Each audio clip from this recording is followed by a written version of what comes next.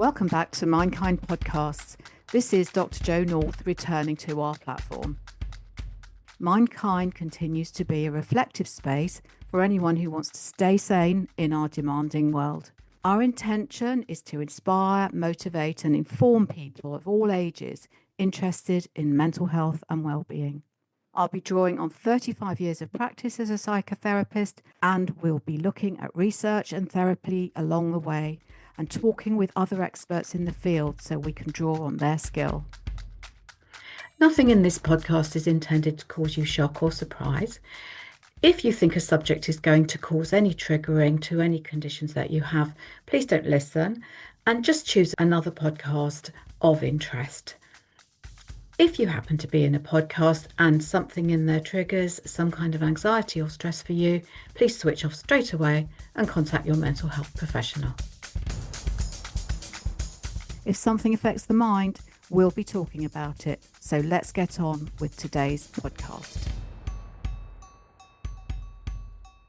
Hi, it's Jo, and I'm here for our Foodsane podcast under the Mindkind podcast heading. I am going to tell you each week the things that I have learned about my Foodsane journey. Now, as you may recall, I keep a daily diary about my experience of time-related eating and about sticking to the model of time-related eating that I developed.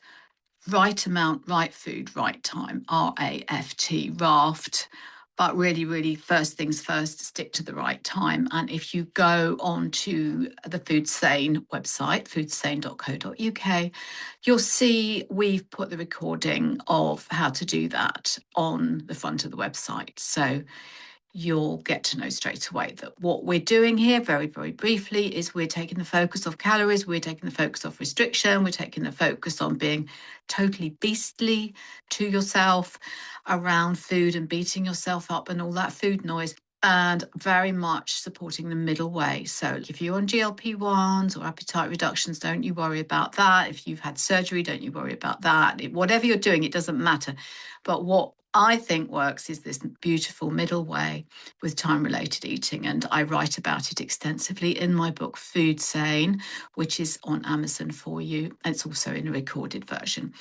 Ultimately, what I came up with is, why do I keep putting weight back on? I'm nearly 70, and over my life, weight off, weight on. I'm really good at losing weight, but I'm also great at putting it on, and I solved that problem through time-related eating, and I think there's a great science to it now that we're understanding that we help our insulin calm down and stop storing fat for us and stop thinking we're going into a fasting state through dieting and restriction. And it's very clear in the book. So also this is the work of Jason Fung and many others who are writing about metabolic disorder.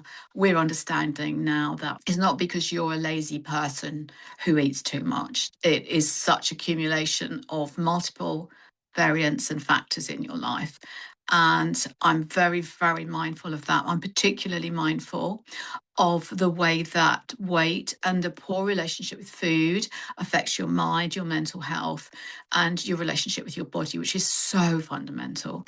And as you may recall, I'm a psychotherapist. I've been a psychotherapist for over 35 years, and I've worked in the field of mental health. And I absolutely think that it's vital that you get your eating in good shape. And if you do that, you'll get yourself in good shape. You'll get your brain in better shape. You'll be able to cope. Life is quite hard enough. And one of the things that we do in Foodsane is we stick with reality, because being human and living life I'd love it to be really, really simple and really straightforward in a set of rules, but it's not. It's got a mind of its own. Our bodies have a mind of their own. Our lives have a mind of their own. Our brain actually has a mind of its own. And we're so complicated, and we need to be incredibly kind and patient to ourselves. So that's what I'm about in Foodsane. So today I was reading about the work of Giles, who has got a podcast on BBC Sounds, and it's called The Rise and Rise of Weight Loss Drugs. Professor Yo is at Cambridge University. He is a professor of molecular neuroendocrinology, and a program leader for metabolic diseases, which is like makes him, he's done that for 30 years. He's good at this stuff. And he also understands the human element of not losing weight or putting back on weight. And of course, that attracted my attention because it's a big theme of what I've been writing about in Foodsane. But his positioning pretty well underlines my own story. And you can read that in Foodsane. And I say that dieting is easy, but after that, you're battling your brain. And your brain makes its own decision about your weight. That's our little problem. It prefers and might well prefer to stay at your higher weight because it is crucial, in your brain's opinion, to be fatter in order to survive any time when food might be unavailable due to a famine. Our brain always wishes to be prepared, always wishes to be in advance, and is functioning in a level that is unconscious. So he says that we might well lose weight, and he doesn't disapprove of GLP-1 inhibitors for losing weight. So, he says get it off fast. Now, if you're that person, then you do that. But I would also say to you, if you haven't done that and you want to try time-related eating before you do that, it's really worth taking 3 months with time-related eating to see if you can lose weight. Because in my opinion, or in my observation, the weight loss is about the same rate. You might crash it off with the appetite inhibitors, but you absolutely might also slow down your metabolism quite drastically and also have lots of side effects. But, if you're doing that, you do it. We're not into shaming you for your choices here on Foodsane.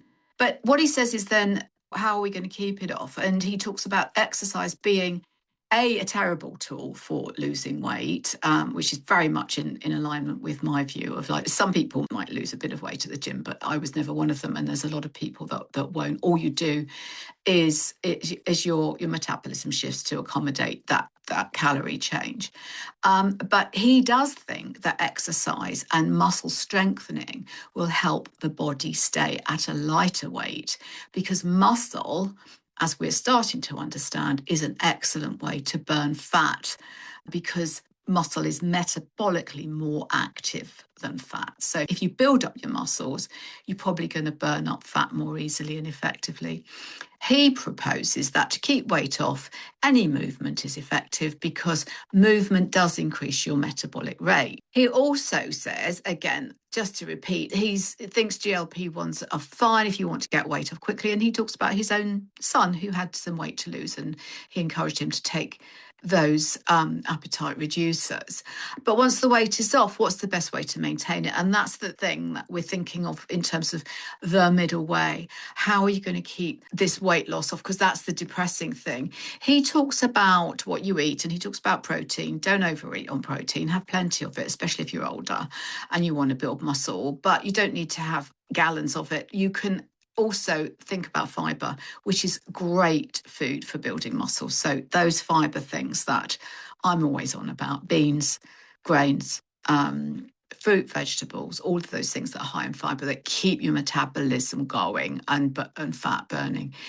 But if you like, then at an unconscious level, underneath the surface, our brain is influencing our feeding behaviour.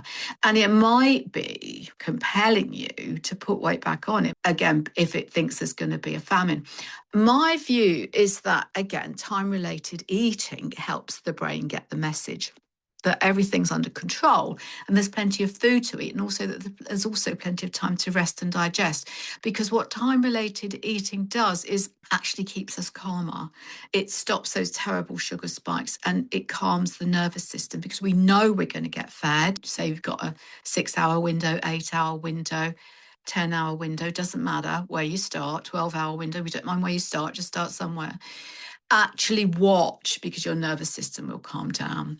Constant eating keeps your whole digestive system really, really busy all the time, and you don't get any time for rest. You don't get any time for soothing. And you might, I hope that you find in your downtime from food that you feel calm. You say, oh, okay, body, you're digesting now, time to feel calm. It takes about 5 hours for food to go through the system, depending on your system, of course. I think with time-related eating that our brain at every level gets the message that our environment is supporting us very well, and that we're not going to be starved, but at the same time, we don't actually need to overeat. What happens with time-related eating is that we turn to optimum nutrition, and you do that because you want to. So we always start off with right time, but then we shift to right food. You will want to eat well. If you're doing well with your time frames, which is a much easier thing to manage, much easier, then you'll start wanting the right food. You'll start putting the best nutrition in. And when the brain's getting great nutrition, then it shifts the message to itself. It says to itself at some very deep level, oh, actually, this is good. I'm going to survive. There's plenty. There's plenty in my environment. And it also shifts your hormones. So the hunger hormone of ghrelin is much more controlled. Leptin kicks in and it says, I'm satiated, I'm comfortable, I'm fine. And most of all, I'm not stressed. And if we're thinking about how do we say to our brain, it's okay, you can let go of fat, weight that I don't want now, these are great ways to do it. Ultimately, what I say is that keeping weight at the right level is a complex integration between mind and body, with the brain computing the message that all is well, that we are satisfied and we have plenty, and so we don't need to store fat. We do this through managing our insulin levels with the right amount of the right food at the right time, giving ourselves downtime from food, as well as enjoying great nourishment. So that was all of that thought stimulated by Dr. Yo, and I have to thank him and recommend his podcast on BBC Sounds. And again, that's The Hunger Game, The Rise and Rise of the Weight Loss Drugs.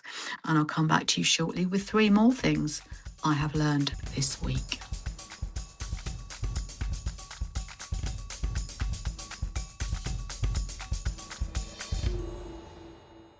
So if you're on our Foodsane community, foodsane.co.uk, and I really hope you're going to come and join us. I send out a newsletter with things that I've learned about time-related eating, and I really want you to come and share those with us. I also send out every month a resume of a roundup of my monthly diary. And my commitment is that my daily diary is very real. It is what's going on. It is step-by-step recording of my life. And some days I'm in a bad mood, so what's that going to do to my food? And some days I read a great bit of theory, and of course that's really easy to be happy, isn't it, when you've got some great theory? But I do put that in, and some days it's doing so well, and other days I really do have a bit of a struggle. And in truth, this week I've had a struggle. Last week and the week before I was quite ill with flu, and I couldn't eat, and so my appetite and my body's a bit thrown into disarray. And I think just going back to what we were saying about Dr. Yo's work, I think my body's saying, oh God, you know, I didn't have much food for a couple of weeks, and now I'm really wanting it back. So I'm really having an observation of that. One of the things I keep encouraging people to do is keep noticing the impact on you. What does this do to your body? What is going on with your body right now? Notice what is happening. That's a wonderful thing, because actually that is all we can do. And one of the psychological tools that I learned through the lovely people who developed the ACT training, acceptance and commitment therapy, was Russ Harris, and the gentleman who really, really did develop it, whose name has escaped my memory.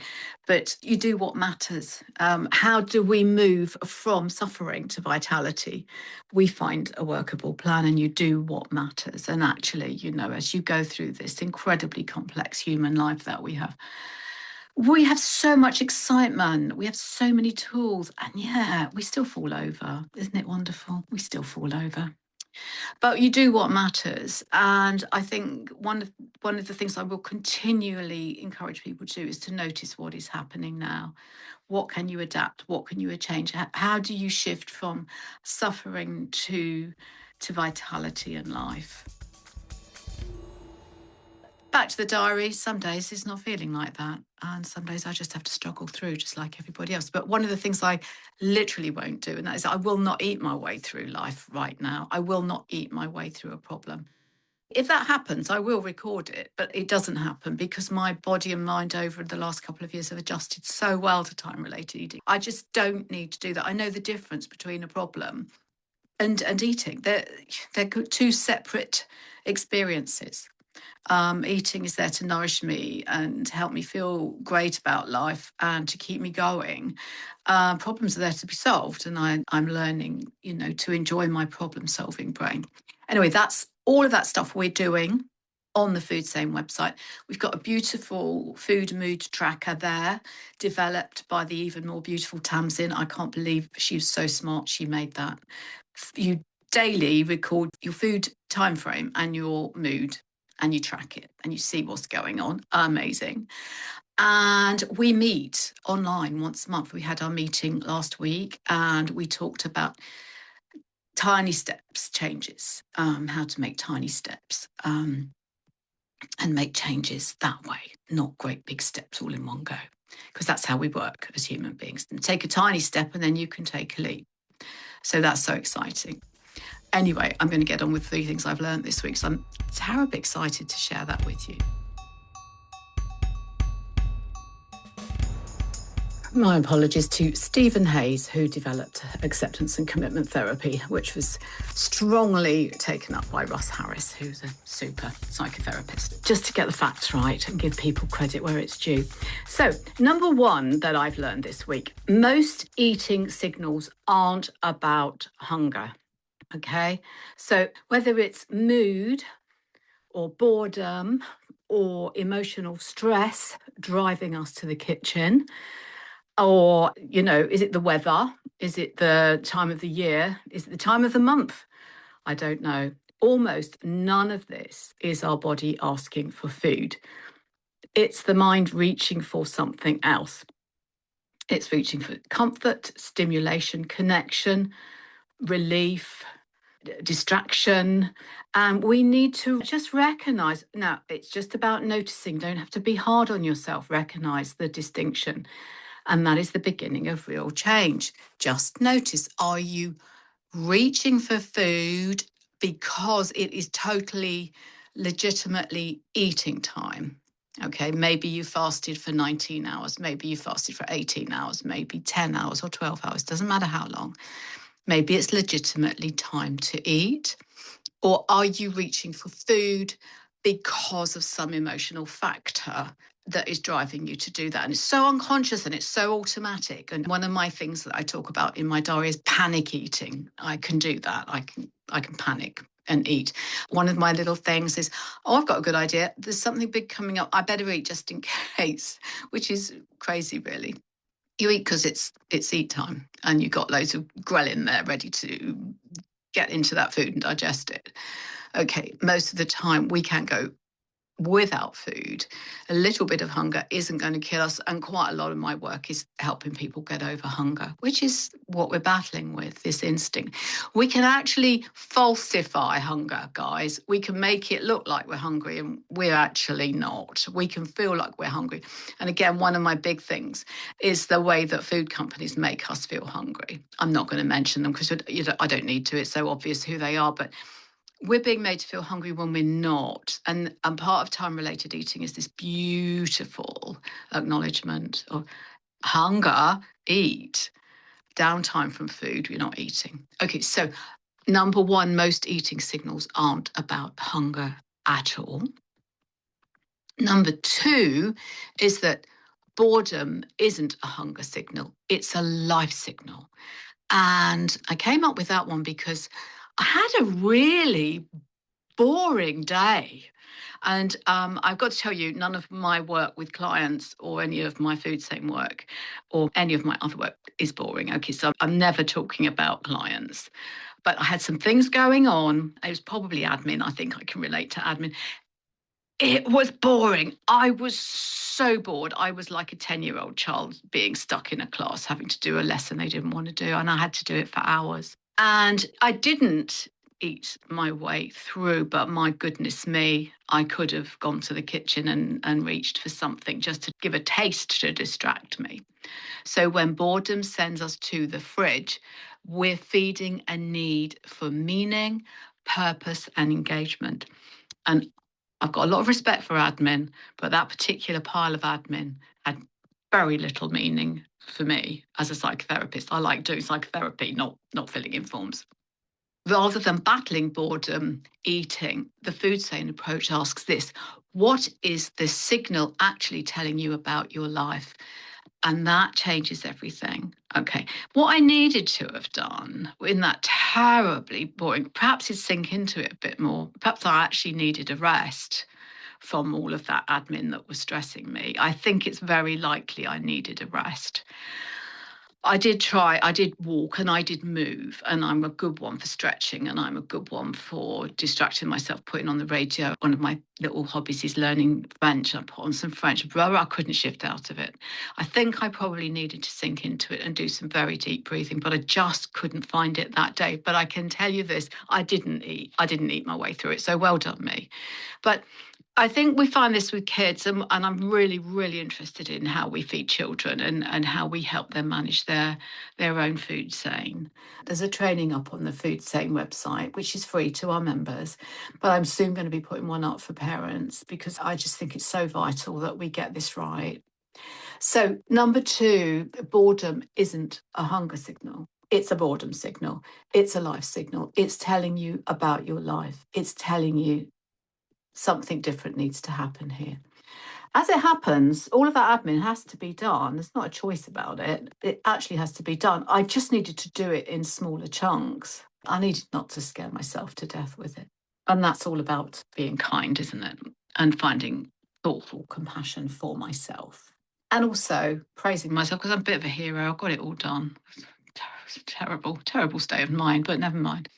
Okay, number 3 is the question when matters more than what or how much. So getting the timing right. And I'll come back to it time and time again. And I'll encourage you to, because you can get that right. And even if you're having a bad day, one of the things I've said about, if you listen to my podcast with Jen Stevens, I think it's number 460 last June. And of course, it's always wonderful to talk to Jen. And she said, what is it that you like so much about time-related eating? And I said, it's actually, I love it. I love it because you can't do it wrong. You can't mess up. You can't overeat. You can't, you literally, it's so accommodating and it's so compassionate. You can't do it wrong. So time-related eating, RAFT, right amount, right food, right time. It's not another rule to follow. It's a mental shift. And when we stop obsessing over what we're eating, you will get that right, but it's the next step. And how much, you will get that right because you will want less food. You absolutely will if you stick with it. We start asking, when is the right time for me? And it's that amazing measure. Are you a morning till noon eater? Are you a noon till evening eater? Are you, try, I think, not to be a late night eater if you possibly can, unless, of course, you work at night and you have to accommodate that, and you need to be extra kind to yourself over that. But you can still get your eating in a window, even if you're a night worker. So we stop obsessing over what and how much, and we start asking, when is the right time for me? What is the right time for my personal biology, my age, my circadian rhythm? And I often find myself going back to children saying to parents, remember their eating rhythm is so very different. Don't expect your children to eat dinner with you. Let's have a child rhythm here for their food. We begin working with our biology rather than fighting it. It sounds simple, and it is, of course, as old as time. It is working with evolution, but it's actually a revolution now in our eating. We've got out of sync with ourselves, and we're all coming back. With time-related eating, we learn to eat less because we want to and because it's great for us. And we still enjoy food enormously. And that's so important. So there you are, 3 things I've learned this week. It's great to share them with you. I will be coming back soon with another 3 things that I've learned because, it's all about learning and it's all about growing. And if we're getting that food right, then life will be that little bit easier. I hope you have a good week, and I hope you're going to join the Foodsane community and come and tell us all about your eating and what you're doing and where you might need help. Bye for now.